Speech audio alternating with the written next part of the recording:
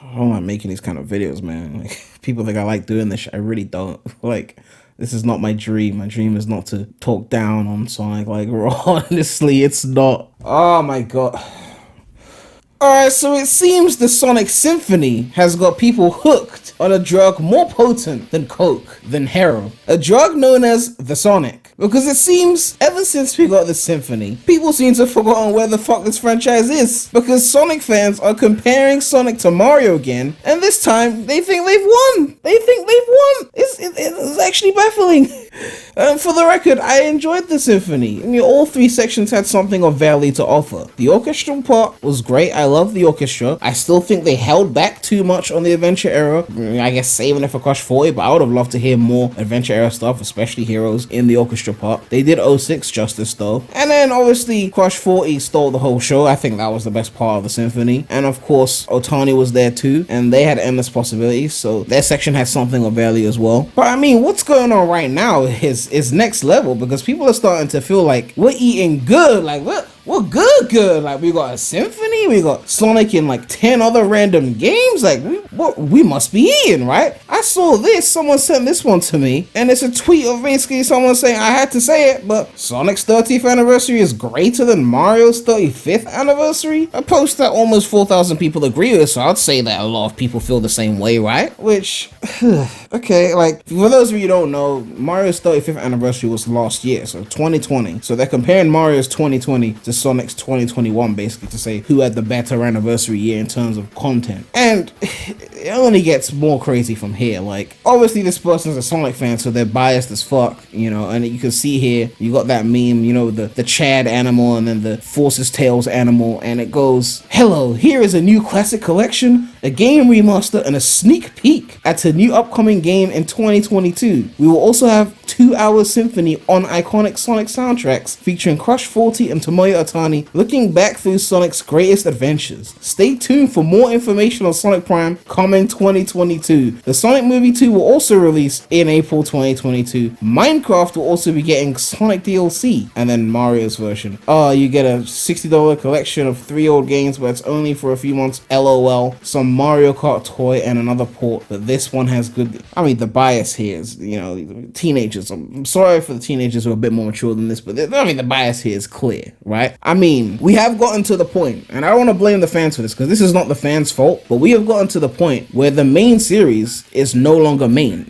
I think we have officially entered that point where the main series of games, aka the Sonic Team releases, are no longer main anymore. They're just another thing within the franchise, because that's the only way we could get to a point where people could list all sorts of shit that is not main titles, or even brand new games from another team, and add them as if they are main points. Like, a Symphony is great. It's not a major point, right? Sonic being in Minecraft for Green Hill, Chemical Plant, Sky Sanctuary is cool. It's not a major point. You can't list them down as if it's like all on the same level, right? Like, if you get a Sonic the Hedgehog toothbrush, like, is that now another point to be listed alongside all of these things? A sneak peek at an upcoming game? A CGI teaser is apparently a point as to why Sonic's anniversary was better than Mario's? Like, if we just strip it down to video games in these video game franchises, Mario got more shit. Bowser's Fury was like 4 to 5 hours on first playthrough. That's more than the average Sonic game, and that was just DLC in 3D World. I enjoyed it. I streamed it on my non-Sonic channel. They actually got something new that was of the game variety. Bowser's Fury. And yeah, it wasn't Odyssey, it wasn't anything majorly long like that, but it was a significant amount of content. And they got ports, so for you to bring up Colors Ultimate, they got 3D World. I'm not even going to get into a comparison of 3D World to Colors, because I don't want to make it too opinionated on this thing. I'm just trying to compare how much we got, but I'm sure you guys can figure out which game I like more. So they got a port as well, and no one is debating whether 3D World on Switch looks better or worse than the original 3D World, that's for sure, which is a debate we're having with Colors Ultimate. And again, they got 3 re-releases in a pack. The only like significant point here is that obviously the re-releases were not perfect. Yes, they did have a limited window to purchase them, which I think is fucking stupid. Obviously they did it to rile up sales, but you know, that is admittedly a problem. But they got 3 games re-released, right? And they weren't just the 2D ones, because they also got the 2D ones. They got Mario Bros 1 on Game & Watch. I mean, if you want to include things that aren't main series or brand new games, they got the Game & Watch for that. But they got re-releases of actual 3-dimensional games, 3 of them. And yes, I will never defend 4x3 on Super Mario 64 or 30 FPS on Sunshine. I think the Galaxy port was fine though. But the problem is, I know that these same Defense Squad people, like, if it was Sonic and we were getting 3 Sonic games re-released, like 3D Sonic games, and there was 4x3 on it, I know that these same people would defend it and say, at least we're getting content. So for them to like try and diss Mario for that and then downplay it when it's Sonic, it's just really funny to me. Perhaps my biggest issue with this whole thing is literally this entire list is full of 2022 shit. Origins is 2022. Rangers is 2022. Probably not even early 2022, because Izuka himself in an interview said that he didn't even see Rangers as an anniversary title because of the fact that it was coming out in 2022. So he's not even considering 2022 as an anniversary year for Sonic. So that means the sequel to the movie, Prime, Rangers, Origins, all of that doesn't even count. And I mean, we can do that both ways. 3D World and Bowser's Fury is 2021, so we can not count that as well. You'd still have 3D All-Stars. So when we go back to like the core of what this franchise was initially supposed to be, which is a video game franchise, what are we getting this year? I'll tell you.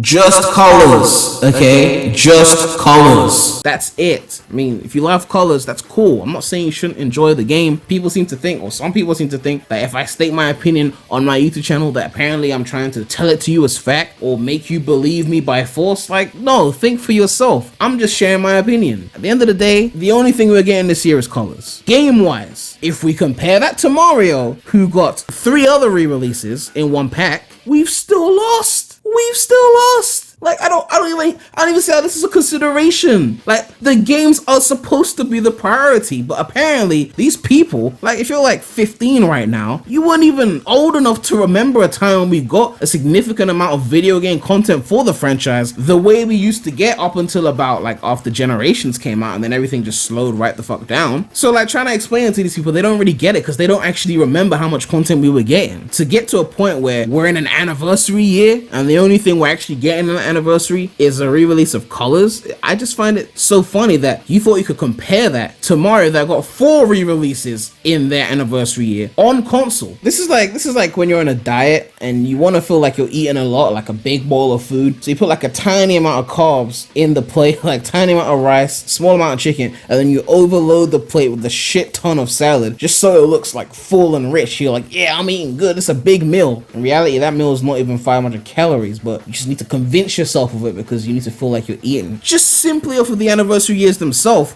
we've lost on a video game thing. Like, Minecraft DLC is really a point that you're going to put alongside real games. And even if you wanted to include the 2022 stuff because it's right next to the anniversary year and it was announced before, then okay, cool. Why didn't you mention the fact that Mario got its own fucking amusement park, which came out in 2021? If we're going to include the year after, then yeah, we got Super Nintendo World. And I reacted to that when they made the little direct on that. It was beautiful. Like, it was literally like what you would expect Mario to look like if they had like ultra realistic graphics, not photorealistic, but like next level graphics. That's what it felt like looking at the pictures. That came out in 2021 and they're working on the American one as well. So they got a theme park. I guarantee you if Sonic got a theme park, that would be a major point on you guys' list. But you failed to put it here for Mario because you wanted to make a point that somehow Sonic is eating so good that we surpassed Mario now. Like, oh my gosh. I feel like I'm talking to a brick wall. We've really gotten to that point where the main series is so non-existent that any and everything that Sonic is in is now a legitimate point, a legitimate piece of like serious content that we should add onto a list of things that we are getting. Like, we are just eating good, we are munching, we are like that one scene in Wreck-It Ralph when, you know, that wasn't actually in the movie, like when it was, I think it was the sequel, when they were feeding the chick the food and she was just getting too much of it, you know, like they really think we're eating like that. Meanwhile, the main series has had not a single great game in a decade.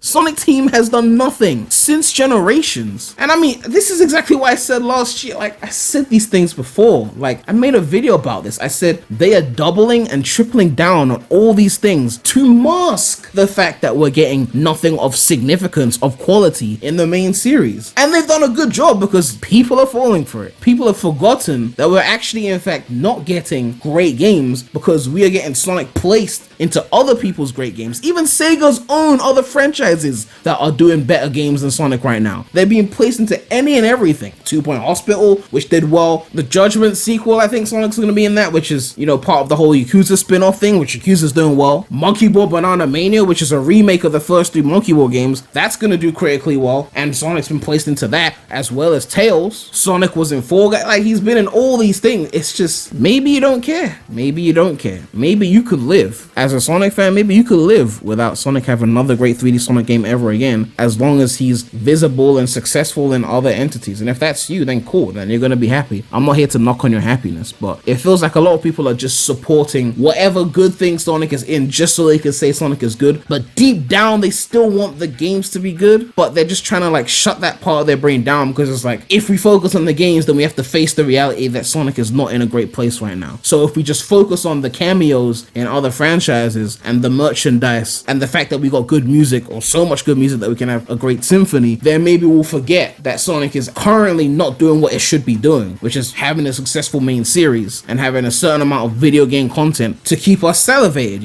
And no, this is not me trying to say, oh, Rangers will be bad. I'm not saying that. I'm also not saying it's going to be good, because again, I cannot make that call until they finally decide to show us gameplay. But obviously we're comparing anniversaries here, and if Iizuka himself has claimed Rangers is not an anniversary title given its likely late 2022 release, then we can't even bring that up in this comparison. It's not even a point to be talked about, which means the only things we can talk about with regards to the main series is what has already come out. And what has come out in the last decade, aside from Generations, has not been amazing, which is why I don't blame the fans for taking these stances. It makes sense. Like, Sonic Team have been messing up for so long that people don't even want to take them seriously as the main series of the franchise, because they are the biggest joke of the franchise, that everything else has to carry this franchise to success, to any form of success. They need to rely on Paramount to make good movies, other franchises to be good so that Sonic can be placed into them, a dedicated fan base willing to make so many fan games to keep people salivated for that 3D Sonic experience, or even 2D Sonic experience for those fan games, when Sonic Team are supposed to be the thing that brings people to the franchise in the first place, and somehow they've become an afterthought. And I say somehow, but it's clear that they fucked up for long enough, and they kind of deserve this. So, as much as I'm annoyed at the way fans are talking, you kind of just have to accept that Sonic Team brought this on themselves. And I really hope they do better with the Rangers so that they can get to a place where they get taken seriously as the main focus of the franchise again, because I think that's the only way we can fix this, right? For Rangers to be some Breath of the Wild type masterpiece that somehow makes the main series main again. Because if Rangers is another dud, then people are just going to be talking about the next collaboration that Sonic's in, or the next movie after that, the third movie or whatever. Like, it will never end until Sonic Team fix their fucking shit. But that's all I have to say, man.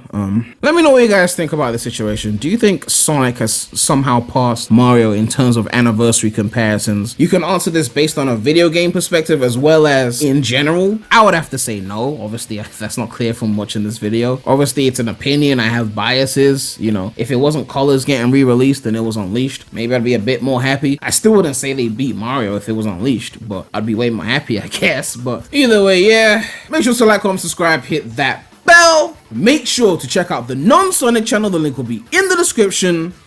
But that's all I have to say right now. So, Premy out.